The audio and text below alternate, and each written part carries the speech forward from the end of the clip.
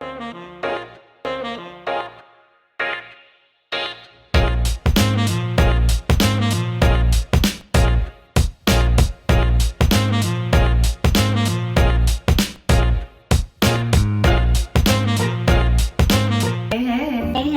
is Kiera with Schoolgirl Hustle TV. Today, I'm going to talk about something a little bit different, a little bit more personal. I'm going to share a little bit of my story about I think, 3 times I almost dropped out of school. We tend to talk about school, with positivity, which is good, right? Stay in school. Don't get discouraged. Stay the course. It's gonna be fine. Everything is good. I mean, the truth is, it's not always fine and it's not always good, right? There are hard times. Times get hard. It gets rough for a sister, right? So I'm here to just talk about the 3 times that I literally almost dropped out of school. And each time I almost dropped out was during a different course of my educational career. So I should back up and share a little bit about my educational background. So I have a bachelor's degree in sociology, where I also minored in Spanish from University of Richmond. Spider Pride, yes. And I also have a master's degree from UVA and a PhD, which I just recently graduated 2 months ago, actually, from Virginia Commonwealth University, VCU. So anyway, the 3 times I almost dropped out happened at each level of education. So the first time I was finishing my freshman year. It was the summer after my freshman year, going into sophomore year. At the time, I had a very interesting adjustment to undergrad. I mean, don't we all really? If you're in college right now, you know what I'm talking about. That first year is rough. Very rough. You are getting acclimated to a lot of different things, especially if you're living on campus, if you're, going away. I went to school about 10-15 minutes away from my house, but it was still a going away experience because you're not living at home, you are living on campus. And I miss the things that made me comfortable, right? One of those things was my boyfriend at the time. My boyfriend. And he was at a school that was not too far away in the next city. And I said, let me go over there right quick. Let me transfer something I'm saying I can be with my man. And I was thinking about that. I really had no other reason to leave. I had that bumpy first year experience, but everyone has that bumpy experience. It's a huge adjustment. You're adjusting to a totally different way of life. And you have to adjust quickly because you got class, if you're involved in stuff. I was involved in a few things my first year, so that makes things harder. So I, was thinking, he's right around the corner, he's 30 minutes away, 20 minutes away. Let me hop, skip, and jump over that way, you know what I'm saying? Let me preface what I'm about to say by saying that everyone is different, every situation is different. This may not apply to other people, and there's always exceptions, but just sharing from my point of view and my experience. I would say, number 1, you need to experience the whole college going away experience on your own, independently, not attached to your boyfriend or your partner or what have you. You need to experience this for yourself. You're going to do a lot of self-discovery, soul searching when you're away at school. You're going to do a lot of who am I at school. You're going to do a lot of I want to try this and this and that and see, what I like. That's going to be hindered if you have your name right there. That's going to be hindered. And I mean, he can be the nicest person, most supportive person in the world, but just his very presence there that is going to make you not do certain things and do certain things, and that's going to inhibit that experience. And you only get one shot at that true going away college experience. Truly. Everybody's young, everybody's evolving. It's a process, and it's something that is ever changing. You're constantly changing. You are not going to be the same person at 20 and 30. There's going to be significant changes between 20-year-old, 18-year-old, 16-year-old you and 25, 30-year-old you. And people told me this when I was younger. Trust me, my family, my friends, my elders, everyone was telling me this, but I was that person that was just like, me and him gonna be together forever. I'm not listening to what nobody says. It's me and him against the world. And stuff like that. That mentality almost cost me one of the most amazing experiences I've ever had to date, which was my 4 years in undergrad. You're a dynamic person, you're young, and the world is your oyster, and you gotta figure out that world for yourself and what that looks like and what you look like in that world. The soul searching. I found what, I'm truly passionate about. I was able to do really meaningful work. I made some of the best friends I've ever had. I've made lifelong friends that are like family. They are my family. I've experienced so many great things. I got to travel being an undergrad and stuff like that. And I know for a fact I wouldn't have had those experiences if I was tied up with Boo-Thang at the same school together. So the second time I almost dropped out wasn't because I wanted to leave school. It was actually something that was put upon me that was somewhat out of my control. So I'm going along in my master's program. I'm doing really well. I had a blast when I was at UVA with my group of girlfriends. We just had the best time, and they really made that experience meaningful for me. So I'm very grateful for them, and then some of them are like still my lifelong friends now. My neighbor from UVA actually just visited me. Shout out to Caitlin. And actually another one of my girlfriends in that main group came here a couple weeks ago. Shout out to Dominique. But yeah, so it was a wonderful experience, and this wonderful experience almost got cut short when I got a bill from UVA saying that I owed $3,000 or $4,000 out the blue. I owed that money. I had to pay it or I couldn't continue in school. So I'm talking to my mom on the phone from Charlottesville. She's in Richmond. I'm telling her what's going on, and we're trying to figure it out.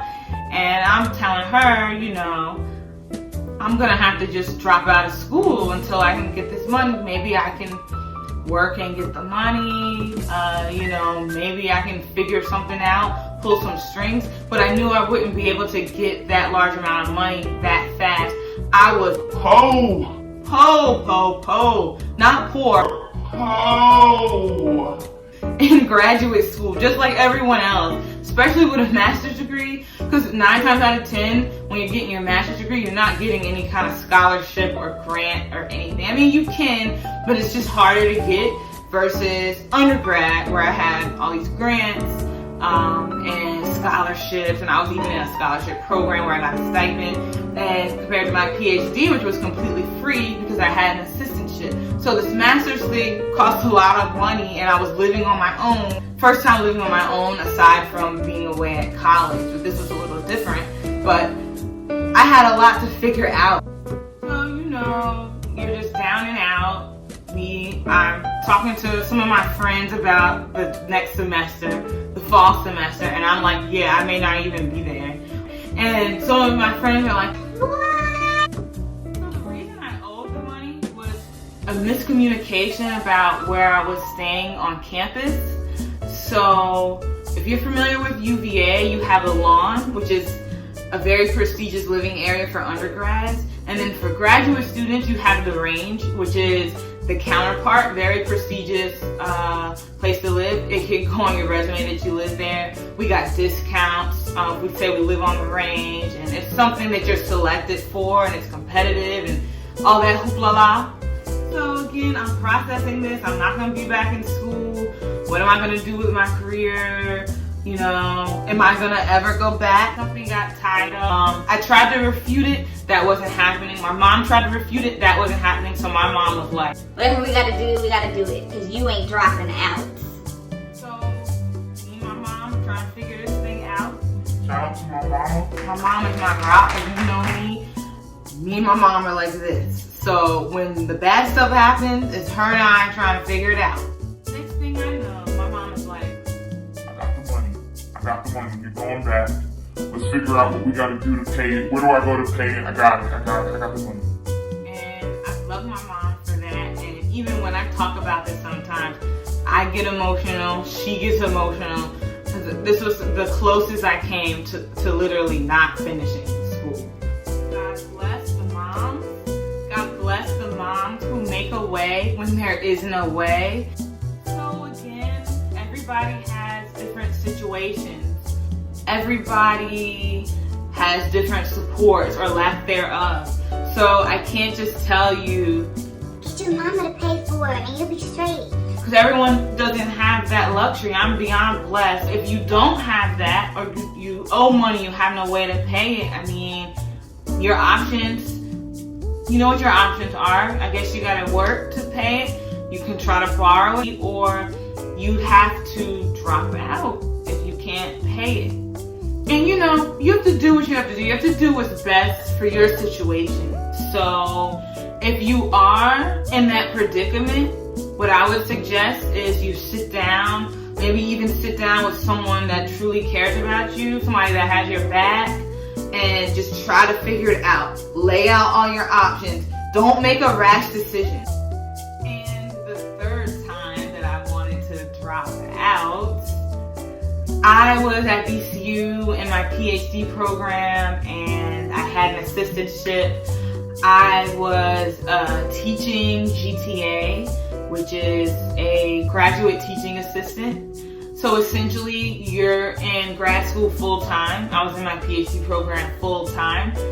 But I also taught one class of intro to writing or intro to like collegiate writing. So I was able to get my degree paid for because the department I worked for, the department I taught in, paid my tuition in exchange for me teaching the classes.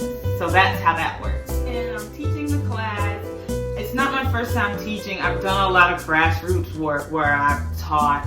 So I wasn't new to the idea of teaching. However, I'd never taught in a university setting at that point. So it was new to me.